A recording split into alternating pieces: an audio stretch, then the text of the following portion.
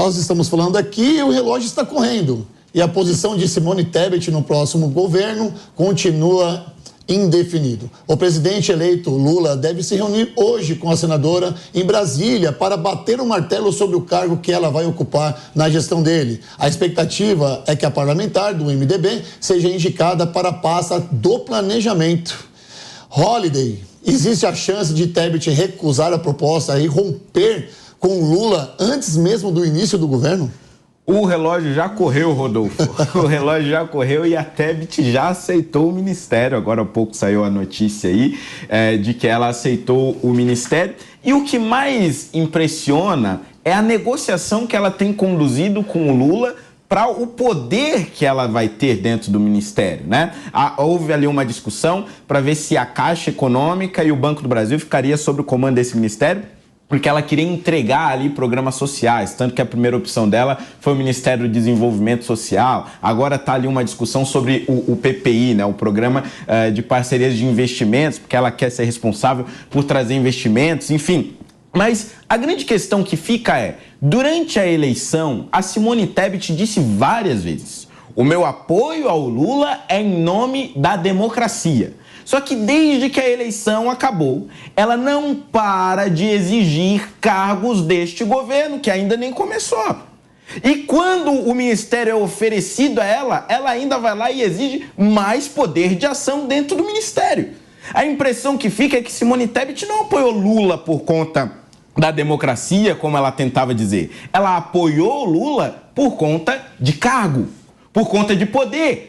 O que nós estamos vendo é a formação de um governo que está seguindo todos os caminhos equivocados que o governo Dilma Rousseff seguiu, se alinhando novamente a ditaduras, inclusive cogitaram fazer uma portaria para o Maduro conseguir vir aqui na posse do Lula. Tudo isso às custas de cargos.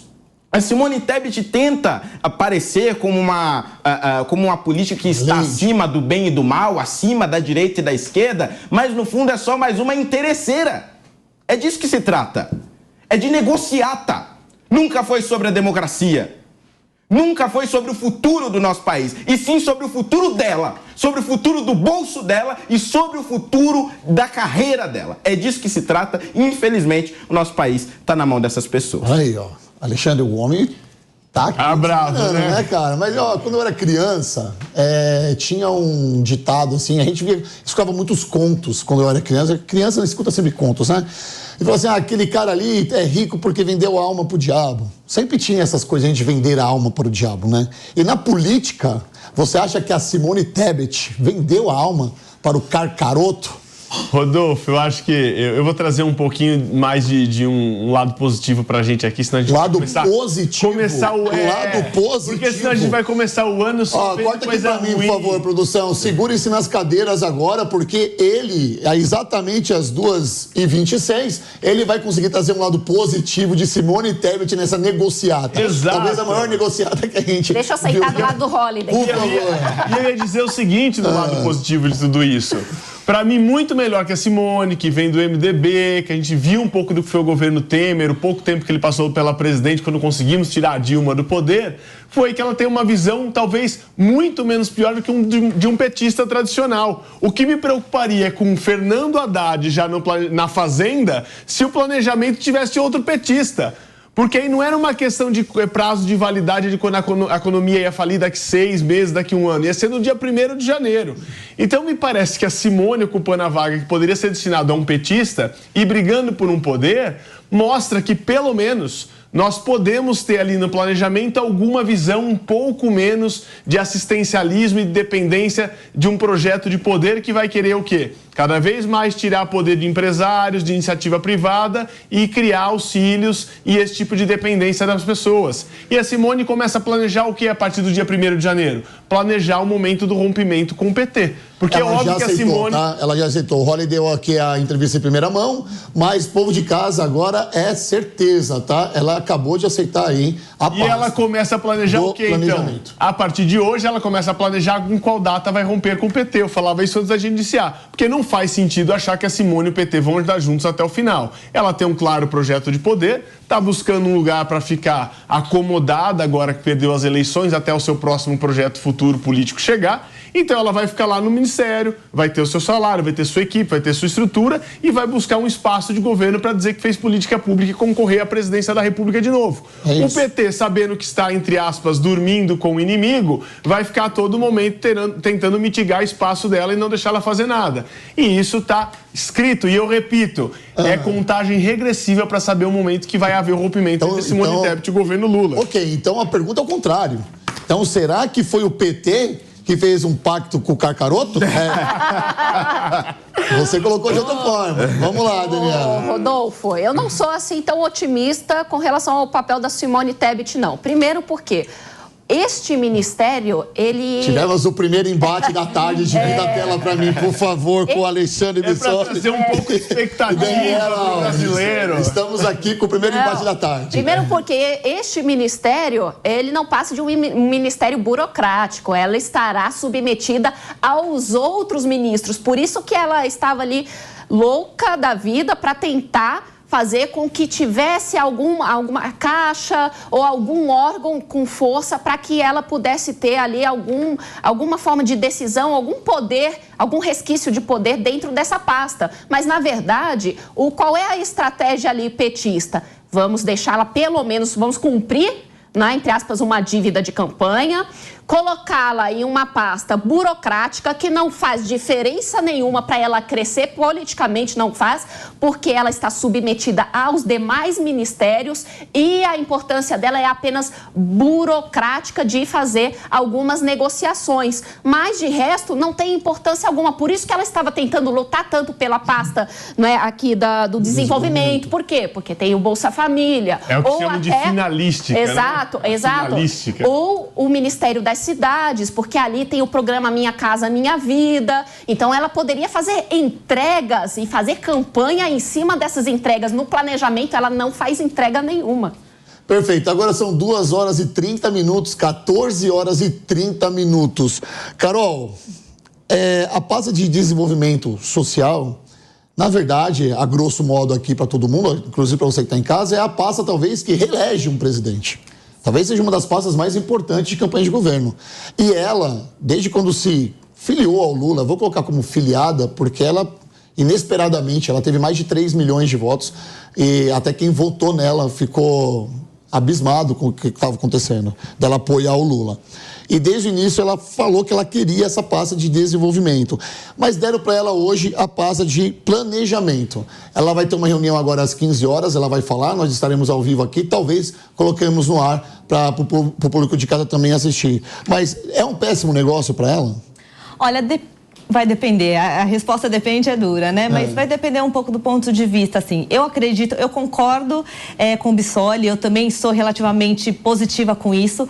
Dani, você e o Oliver aqui. Pessoal, passamos o Natal, 3x2. A gente precisa olhar com alguma perspectiva de futuro o país. Não, e outra coisa, as cartas já estão dadas, então vamos ver como que a gente faz do limão uma limonada, né? A Simone se mostrou, eu sou do agro, sou de família de produtores rurais, a Simone é também, então ela tem um viés mais liberal, ela se mostrou pelo menos em toda a sua carreira ou vida política com um viés mais liberal. Ela colocou a Helena Landau como a coordenadora econômica, que é raiz, né, no liberalismo.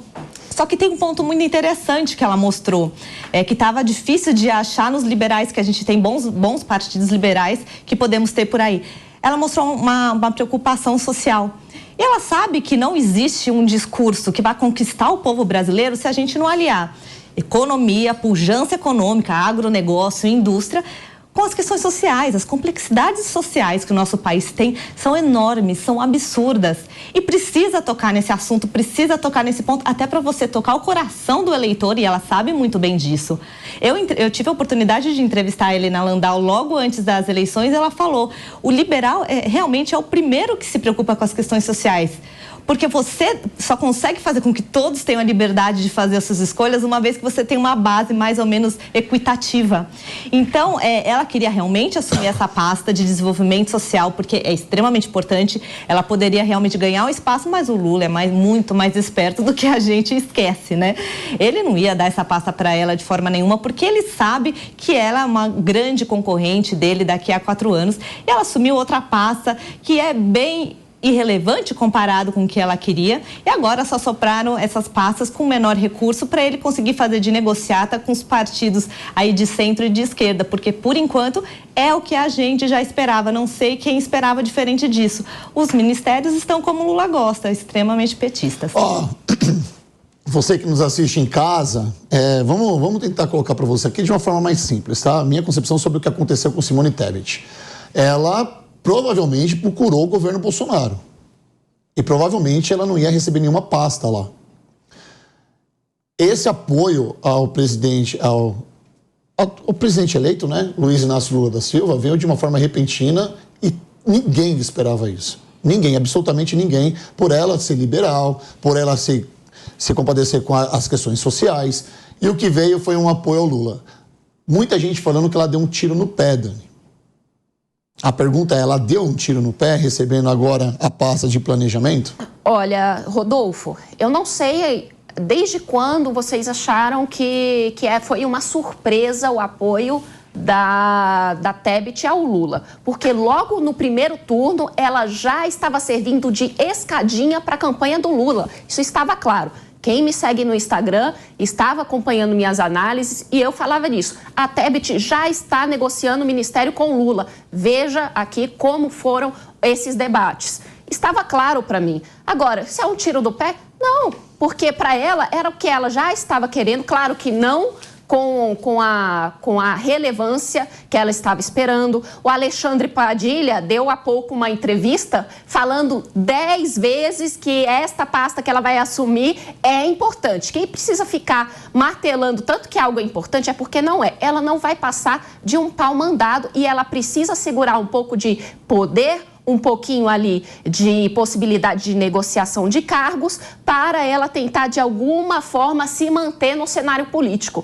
Eu não vejo com tanta clareza se ela virá depois a presidência, não. Eu acho que ao longo dos anos ela vai perder poder e vai tentar, talvez, no Senado ou, com sorte, uma deputância federal. Só um complemento ali.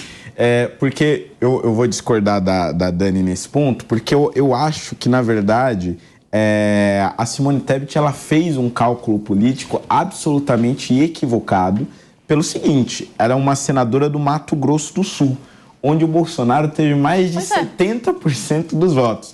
Então, veja, olhando do ponto de vista racional e político, lógico, não fazia sentido ela apoiar a candidatura do Lula, porque ela está num estado onde ela não vai crescer seguindo por essa política. Então, eu acho que foi inesperado nesse sentido. Agora, claro, a aposta dela foi absolutamente equivocada. Primeiro porque o MDB não vai dar oportunidade para ela ser candidata de novo, nisso eu concordo.